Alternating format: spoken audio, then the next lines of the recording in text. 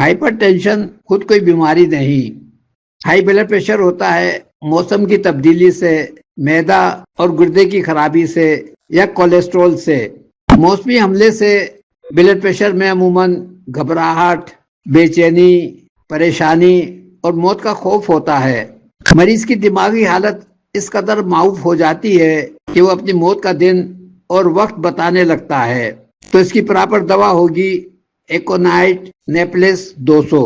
چکنائی یا تلی چیزیں ہضم نہ ہوں تو ایسے بلڈ پریشر کے ساتھ سر درد، سینے میں بھاری پن یا مریض کو دل پہ درد ہو سکتا ہے. اس کی خاص دوا پلسیٹیلا 30 ہے. گیسز والی چیزیں کھانے سے جو بلڈ پریشر ہوتا ہے وہ ایلوپیتھک دواؤں سے کنٹرول نہیں ہوتا، کیونکہ ایلوپیتھک طریقہ علاج گیسز کو نہیں مانتی.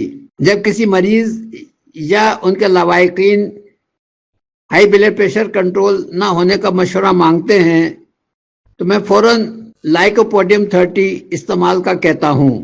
جنہیں کولیسٹرول ہو ان کا ہائی بلڈ پریشر کیلکیا کار 30 جسے کیلشیم کار بھی کہتے ہیں سے کیور ہوتا ہے، اور کولیسٹرول بھی. ایسے مریضوں کے عموماً پیٹ ٹھنڈے ہوتے ہیں، پوٹی کا پہلا حصہ سخت اور خشک ہو سکتا ہے.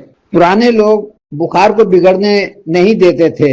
پرانا بخار یعنی ٹائیفائڈ معدے کو متاثر کرتا ہے. جلن، بدہضمی اور تفخیر سے سائسٹولک یعنی اوپر کا بلڈ پریشر زیادہ ہوتا ہے، جبکہ گردے کی خرابی سے ڈائسٹولک یعنی نیچے کا بلڈ پریشر. بلڈ پریشر کا کوئی بھی مریض اگر اس کا بخار چیک کرے یا تو 96 97 ہوگا یا 99 100 ہوگا، یعنی بخار ہی ہے. اس میں اگر کوئی انڈا کھاتا ہے اس کا کولیسٹرول بڑھ جاتا ہے. اسی مناسبت سے بلڈ پریشر تو ڈاکٹروں نے زردی کھانے پر پابندی لگا دی. بخار میں چکنائی ہضم نہ ہونے سے بلڈ پریشر کے لیے چکنائی کھانا بند کرا دیا. بخار میں جو غذائیں ہضم نہ ہوں یا بخار کو تیز کرے، اسی مناسبت سے بلڈ پریشر ہائی ہوتا ہے.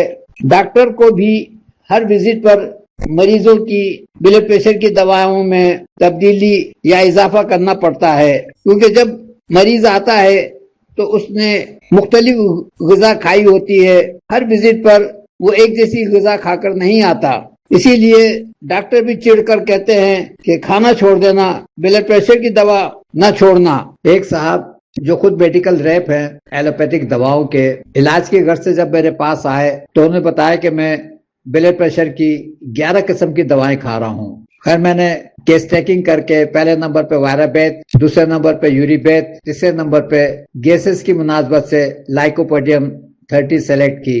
تقریباً 13-14 دن کے بعد اپنی مسز کو لے کر آئے جن کو 4 سال سے اولاد نہیں ہو رہی تھی. تو انہوں نے بتایا کہ آپ کی دواؤں سے میری بلڈ پریشر کی 11 کی 11 دوائیں چھوٹ گئی ہیں ایک ہفتے کے اندر اندر. حیرت ہے کہ ایلوپیتھک ڈاکٹروں نے اس کو کیوں ہوا بنا رکھا ہے، بخار کو مائنڈ کیوں نہیں کرتے، یا بخار میں جو لوگ مختلف غذائیں کھاتے ہیں اس کو کیوں نہیں سمجھتے، جس سے ان کا بلڈ پریشر ہائی ہوتا ہے اور انہیں دوائیں بدلنی پڑتی ہیں. جب مجھ سے کوئی مشورہ مانگتا ہے کہ ہمیں بلڈ پریشر ہو رہا ہے تو میں سب سے پہلے یہی پوچھتا ہوں کہ آپ نے کھایا کیا، یا آپ کو بخار ہے تو اس کی مناسبت سے آپ بخار کا علاج کرا لیں. بلڈ پریشر خود کوئی بیماری نہیں ہے، اس کو ہم سب کو سمجھنا چاہیے.